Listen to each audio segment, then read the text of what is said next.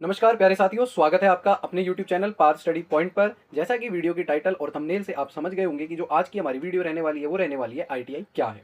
आज की इस वीडियो में हम बात करेंगे ITI के बारे में कि ITI क्या है, ITI की क्या कोर्सेज हैं, क्या फीस है, क्या एडमिशन है और क्या सैलरी होती है।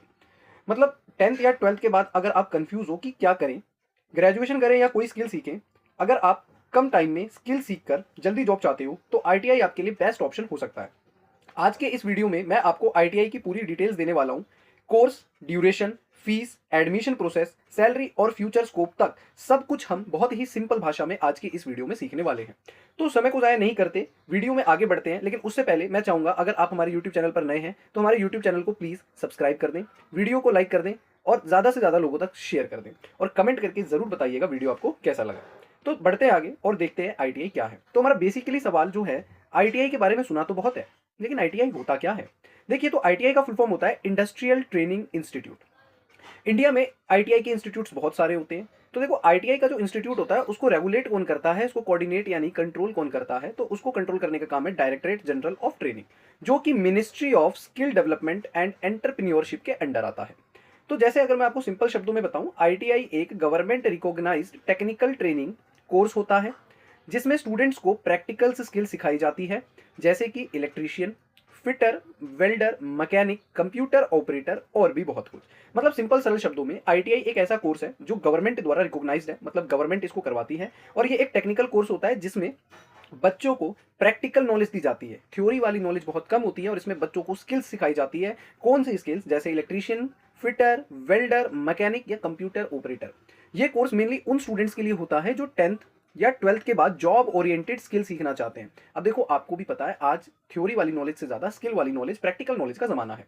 तो 10th या 12th के बाद जो बच्चे चाहते हैं कि हम फटाफट, हम पे समय कम है, जॉब ले लें और जॉब ऐसी ले जिसमें हमारे को लाइफ टाइम काम आए, एक ऐसी स्किल सीखें जिसके दम पर हम जीवन भर कमा कर खा पाए, तो ITI वो आपको देता है। ITI वो स्किल आपको सिखाता है जिससे आप लाइफ टाइम एक जॉब लेके रह सकते हैं या अपने स्किल के दम पर अपना एक खुद का बिजनेस भी कर सकते हैं। तो ITI कौन कर सकता है? बात करते हैं ITI कौन कर सकता है। सिंपल सी बात यह है कि ITI करता कौन है। तो देखो, मिनिमम क्वालिफिकेशन इसकी क्या है, कौन कर सकता है। ITI कोई भी कर सकता है, चाहे आप कोई लड़की हो, चाहे आप कोई लड़के हो, ठीक है, चाहे गर्ल हो, चाहे बॉय हो।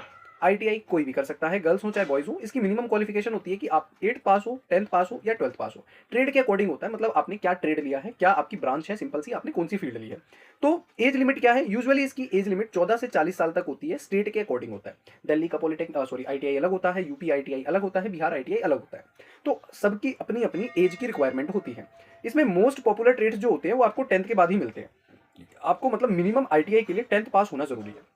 मतलब 8th पास पे भी आप ले सकते हो, लेकिन आप जो ट्रेड चाहते हो शायद आपको वो ना मिले। 10th के बाद आपको most popular trades, most of the trades मिल जाती हैं, इसलिए आप 10 प्लस या 10 तो जरूर करें। अब ITI में कौन कौन से कोर्स होते हैं, ये भी होता है सवाल कि भैया ITI तो ले ली, लेकिन ITI में कौन कौन से कोर्स होते हैं। अब देखिए, ITI में 100 प्लस ट्रेड्स होते हैं, ठीक है, 100 प्लस ट्रेड्स अवेलेबल है, जिसमें से कुछ पॉपुलर ट्रेड्स मैंने नीचे आपको दिखा रखी है। अब ये मत सोचिएगा कि आप ITI में गए तो आपको 100 के 100 ट्रेड्स सीखने हैं, आपको 100 के 100 ट्रेड्स आने चाहिए, नहीं। आप जब ITI का फॉर्म भरते हैं, सिंपल सा फिलअप करते हैं, तो आपका जब सिलेक्शन होता है उस दौरान आप जो ट्रेड लेते हैं उसी की पढ़ाई आपको कराई जाती है, उसी की प्रैक्टिकल नॉलेज आपको दी जाती है। जैसे आपने इलेक्ट्रीशियन चूज किया, वेल्डर, कोपा यानी computer operator and programming assistant, या draughtsman, turner, fitter, mechanical diesel या प्लम्बर, ये कुछ पॉपुलर ट्रेड्स हैं जो बच्चे लेते हैं और इसमें अपना करियर बनाते हैं। अगर आपको टेक्निकल काम पसंद है, मतलब आप चाहते हैं कि भैया देखो, मेरे को पढ़ना पसंद नहीं है, मैं रट्टा नहीं मार सकता, मेरे को ज़्यादा पढ़ाई नहीं होती, तो अगर आप चाहते हो कि मेरे को सिर्फ एक ऐसी नॉलेज आ जाए, टेक्निकल नॉलेज आ जाए जिसमें मुझे मशीन पसंद है तो, या कंप्यूटर फील्ड में जाने का बड़ा मन है, तो ITI आपके लिए बेस्ट ऑप्शन हो सकता है, क्योंकि इसमें आप 10th के बाद ही एक प्रैक्टिकल नॉलेज, एक स्किल डेवलप कर लेते हो। तो चलिए आगे देखते हैं। ITI की ड्यूरेशन कितनी होती है, मतलब कितना बड़ा कोर्स है, कितना टाइम लगेगा, क्या टाइम लगेगा, कितना टाइम लगेगा इस कोर्स को करने में। तो देखिए, ITI की जो ड्यूरेशन होती है वो 6 महीने की होती है। मतलब ITI का जो कोर्स है वो 6 महीने का भी होता है, साल भर का भी होता है, 2 साल का भी होता है। अब ये डिपेंड करता है आपने कौन सी ट्रेड ली है, किस फील्ड में है आप, तो ट्रेड के अकॉर्डिंग ड्यूरेशन डिपेंड करता है। तो ये चीज़ आप ध्यान रखेंगे कि भैया आपका ITI 6 महीने, साल भर, 2 साल का भी हो सकता है। ITI की कितनी फीस होती है? अब मेन मुद्दा तो यही है, भाई हम गरीब परिवार के बच्चे हैं, ठीक है, हमारी फैमिली जो है मिडिल क्लास है, हम भाई इतना अफोर्ड नहीं कर सकते, लाख, 1.5 लाख, 2 लाख रुपए फीस हम महीने की, साल की नहीं अफोर्ड कर सकते। तो ये फीस डिपेंड करती है आपने फील्ड कौन सा लिया, और गवर्नमेंट कॉलेज और भैया प्राइवेट ITI की फीस अलग होती है। तो गवर्नमेंट ITI की जो फीस होती है वो 1000 से लेके 10,000 रुपए पर ईयर, यानी हर साल की होती है। मतलब बहुत सस्ता ही है, मत देखा जाए तो। गवर्नमेंट तो हमेशा से बच्चों की हेल्प करती है, सब्सिडी देती ही है। तो 1000 रुपये से 10,000 रुपये फील्ड के अकॉर्डिंग, ब्रांच के अकॉर्डिंग होता है। लेकिन अगर यहीं आप प्राइवेट ITI से करते हैं तो ये फीस 20,000 से 50,000 रुपये सालाना जा सकती है। आपको भी पता है प्राइवेट्स महंगे होते हैं क्योंकि वो बहुत ज़्यादा फैसिलिटीज़ देते हैं, फिर उनके अलग से खर्चे भी होते हैं। लेकिन गवर्नमेंट जो होती है कोशिश करती है बच्चों को प्रैक्टिकल नॉलेज भी दे और सब्सिडाइज दे, मतलब सस्ते में दे और बढ़िया नॉलेज दे। तो गवर्नमेंट ITI सस्ती और ज़्यादा वैल्यूएबल भी मानी जाती है। और ये भी ध्यान रखेंगे कि गवर्नमेंट ITI जो है वो सस्ती भी है, मतलब अफोर्डेबल भी है, और वैल्यूएबल मतलब इसको ज़्यादा वैल्यू मिलती है, तो प्रियोरिटी मिलती है। इसीलिए मैं कहूँगा अगर आप ITI करने की सोच रहे हैं तो ITI के लिए बेस्ट जो रहेगा आप गवर्नमेंट ITI से ही करें।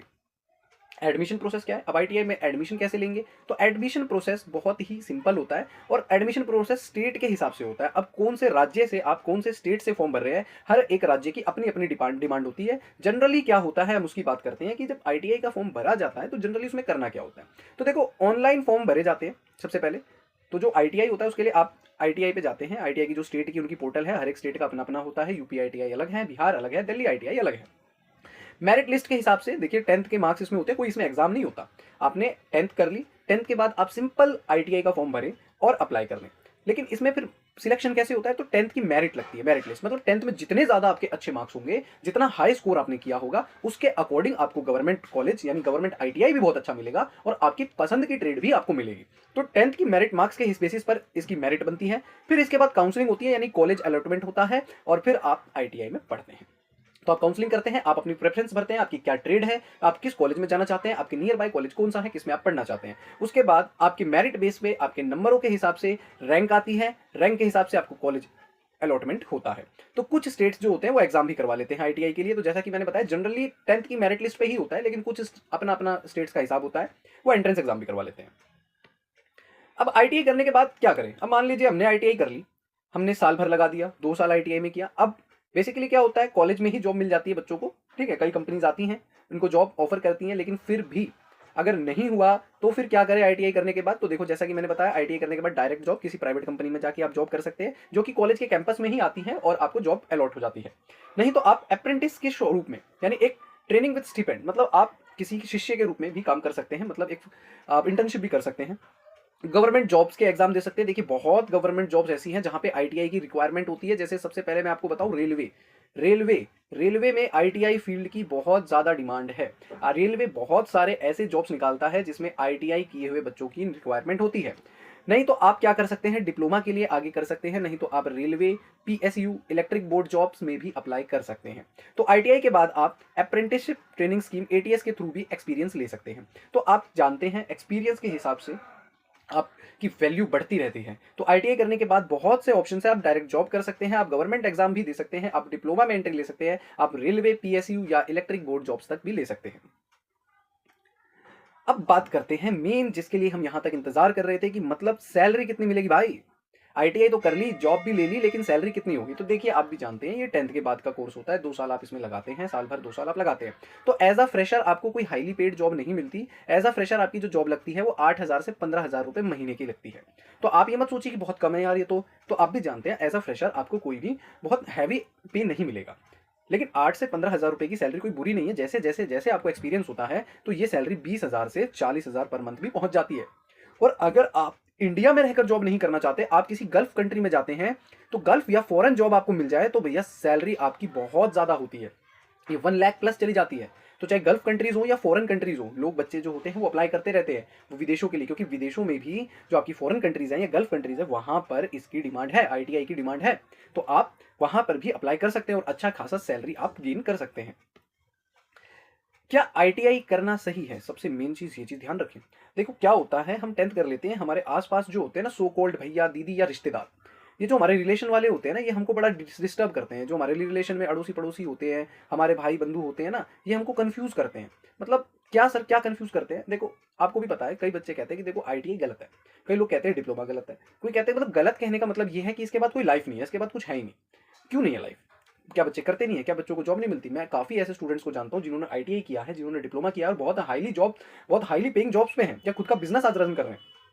तो ITI करना किन के लिए सही है, हम पहले बात करते हैं। अगर आप मिडिल क्लास बैकग्राउंड से हो तो ITI बेस्ट है आपके लिए। कम समय में अच्छी जॉब, जल्दी अर्निंग स्टार्ट करना है, हम पे भी इतना टाइम नहीं है कि हम 5 साल 10 साल 15 साल पढ़ाई में लगा दें, उसके बाद जॉब स्टार्ट करें। नहीं, 10th के बाद 12th के बाद ही करना है तो भी ये बेस्ट है।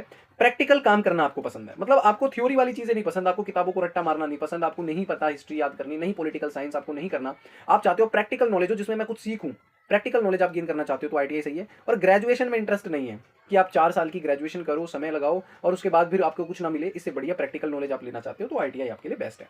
तो आईटीआई एक बहुत ही स्ट्रॉन्ग करियर ऑप्शन है, ये ध्यान रखेंगे। आज के टाइम में इंडिया में स्किल्ड वर्कर्स की डिमांड बहुत ज़्यादा है। आप भी बहुत सुनते होंगे कि भैया थ्योरी से ज़्यादा आज की डेट में स्किल्ड जॉब्स की रिक्वायरमेंट है। तो स्किल पे वर्क करें, आप स्किल पे वर्क करें, तो आप स्किल पे वर्क करेंगे तभी आप अच्छी जॉब ले पाएंगे। तो आप ध्यान रखें, अगर आप बेस्ट जॉब चाहते हैं तो आईटीआई से करना आपके लिए सही है। तो अगर आपको वीडियो अच्छा लगा तो वीडियो को लाइक कर दें, चैनल को सब्सक्राइब कर दें और बने रहें और देखते रहें हमारी ऐसी ही वीडियोस को। तो दोस्तों ये थी आईटीआई की पूरी डिटेल्स, जिसमें मैंने कोर्स, फीस, एडमिशन, सैलरी और फ्यूचर स्कोप के बारे में बात करा। अगर आप 10th या 12th के बाद कंफ्यूज हो तो आईटीआई एक प्रैक्टिकल और जॉब ओरिएंटेड ऑप्शन आपके लिए हो सकता है। अगर आप चाहते हो कि मैं नेक्स्ट वीडियो में आईटीआई की टॉप बेस्ट ट्रेड्स बताऊं तो कमेंट में जरूर लिखना आईटीआई के बेस्ट ट्रेड्स। और वीडियो पसंद आए तो लाइक करो, चैनल को सब्सक्राइब करो और शेयर जरूर करो। तो मिलते हैं आपसे नेक्स्ट वीडियो में, बने रहिए और देखते रहिए Parth study point YouTube channel.